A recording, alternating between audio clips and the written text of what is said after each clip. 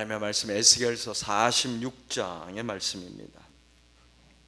에스겔서 46장 16절부터 24절까지의 말씀입니다.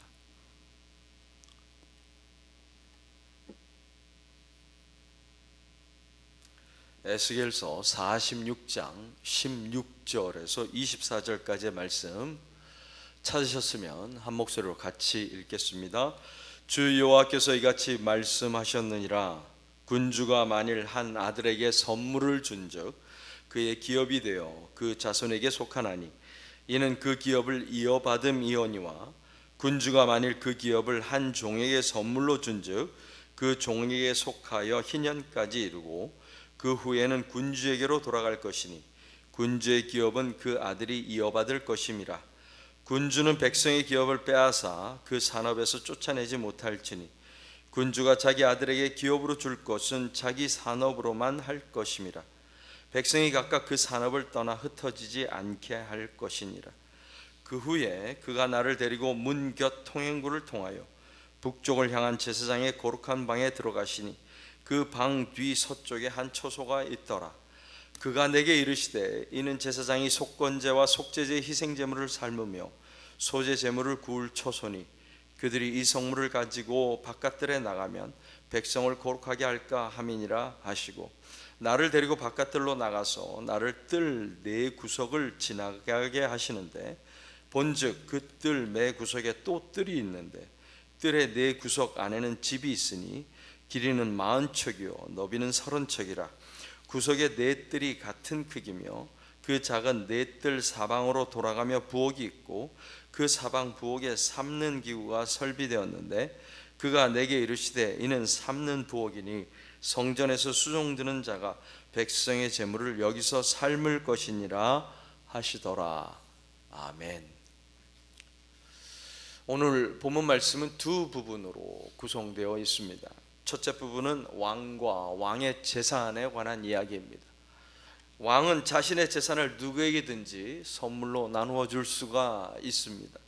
하지만 아들에게 준 것과 신하들에게 준 것은 엄격하게 구분을 합니다. 자식에게 준 것은 자식에게 속하게 되고 영원토록 영구히 자손들에게 물려주게 됩니다. 반면에 신하들에게 준 것은 희년까지만 적용이 됩니다. 그러니까 50년을 넘어가지 못하고 다시 왕에게 혹은 왕의 자손에게 돌아오게 되는 것입니다. 이것은 왕의 재산뿐만 아니라 모든 이스라엘에게도 동일하게 적용됩니다. 레기 25장에 보면 모세는 희년의 원칙을 가르칩니다. 너희는 50년이 시작되는 이 해를 거룩한 해로 정하고 전국의 모든 거민에게 자유를 선포하여라. 이 해는 너희가 희년으로 누릴 해이다. 이 해는 너희가 유산 곧 분배받은 땅으로 돌아가는 해이며 저마다 가족에게로 돌아가는 해다. 그러니까 그 사이에 어떠한 거래가 있었든지 심지어 종이 되었든지 간에 원래대로 다 돌아가는 것이 이 희년의 법칙입니다. 이스라엘의 민족에 있어서 토지는 하나님의 것입니다. 그러므로 필요에 의해서 팔거나 빌려 주었다고 할지라도 희년이 되면 원래 이스라엘 지파에게 분배되었던 대로 돌아가는 것입니다. 이것은 이스라엘 백성에게도 마찬가지로 적용이 됩니다. 이스라엘 백성은 하나님의 자녀이기 때문에 하나님의 백성이기 때문에 누가 누구에게 종이 되었다 할지라도 희년이 되면 원래대로 자유의 몸으로 돌아가는 것입니다. 열왕기 이것은 왕이라고 힘 있는 사람이라고 다르지 않다라고 오늘 본문은 가르치고 있는 것입니다. 열왕기상에 보면 아합 왕이 나봇이라는 사람에게 한 가지 제안을 합니다. 그대의 포도원이 나의 궁에 가까이 있으니 나에게 넘기도록 하시오. 나는 그것을 가지고 정원을 만들려고 합니다. 내가 그것보다 더 좋은 포도원을 하나 주겠소. 아니면 당신이 원하면 돈으로라도 주겠소. 그때 나봇이 거절을 합니다. 거절의 이유가 무엇입니까? 제가 조상의 유산을 임금님께 드리는 것은 주님께서 금하시는 불경한 일입니다.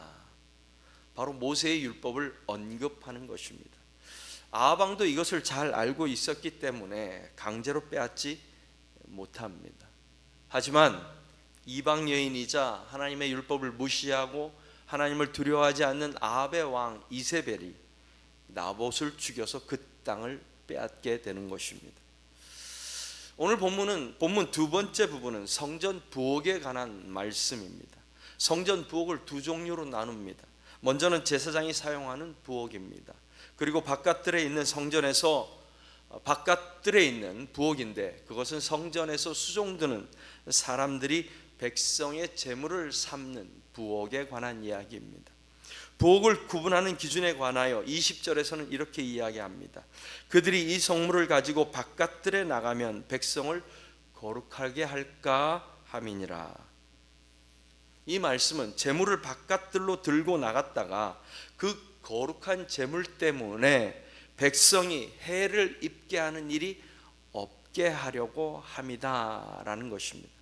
하나님께 바치는 거룩한 재물이기 때문에 일반 백성이 부주의하게 접촉하게 되면 재앙이나 죽음을 초래할 수 있다고 경고하시는 것입니다. 마치 모세의 시대에 다른 불을 하나님 앞에 들이다가 죽은 나답과 아비후, 호기심으로 하나님의 궤를 열어보다가 죽은 벳세메세의 사람들, 손으로 언약궤를 만졌다가 죽은 우사와 같이, 그리고 여리고를 정복할 때 하나님께 온전히 바친 그 전리품에 손을 대었다가 죽음을 당한 아간의 길을 걷지 않도록 성전 구조 자체를 아예 그렇게 만든 것입니다. 그러니까 부엌의 용도가 다른 것입니다. 제사장이 사용하는 부엌이 하나님께 바치는 제물을 위한 것이라면, 바깥들에 있는 부엌은 예배자들이 함께 나누어 먹으며 교제를 나누는 식탁을 준비하는 것입니다. 첫째 부분과 둘째 부분의 이야기가 전혀 다른 이야기 같지만 공통적인 부분이 있습니다. 하나님의 관심이 재물이 아니라 재산이 아니라 사람에게 있다라는 것입니다.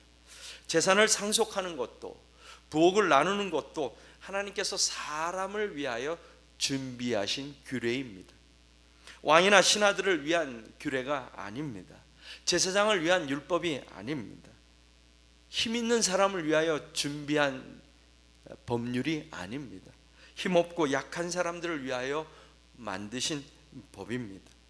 최고 권력자라고 해서 백성의 재산을 마음대로 빼앗을 수 없고, 오직 자기 재산 가운데에서만 자기 자식에게 물려줄 수 있다라고 선언하시는 것입니다. 제사장이라고 해서 마음대로 재물을 다룰 수 있는 것이 아니라 정한 구역 안에서 다른 백성들을 위험에 빠뜨리지 않도록 해야 한다라고 가르치고 있는 것입니다. 우리는 자주 착각합니다. 예수께서 책망하셨던 바리새인과 율법 교사들을 따라가려고 합니다. 그들이 갔던 길은 어떤 길입니까? 자신들의 전통을 지키기 위해, 자신들의 종교적인 생활을 지키기 위해 사람들을 무시했던 길입니다. 심지어 자신들의 전통을 가지고 하나님의 율례를 폐기하는 길을 걸어갔던 사람들입니다. 하나님은 사람을 위하여 율법을 주셨는데, 하나님을 따라가는 사람들은 사람이 아니라 율법을 지킴으로 내가 하나님을 따라간다라고 착각한 것입니다. 자신들의 행위를 드러내고자 하나님의 율법을 폐기한 것입니다. 자신들의 율법 생활 때문에, 종교적인 생활 때문에 사람을 오히려 무시한 것입니다. 그러나 주님께서 이 땅에 오셔서 하신 말씀은 우리가 아는 대로 분명합니다.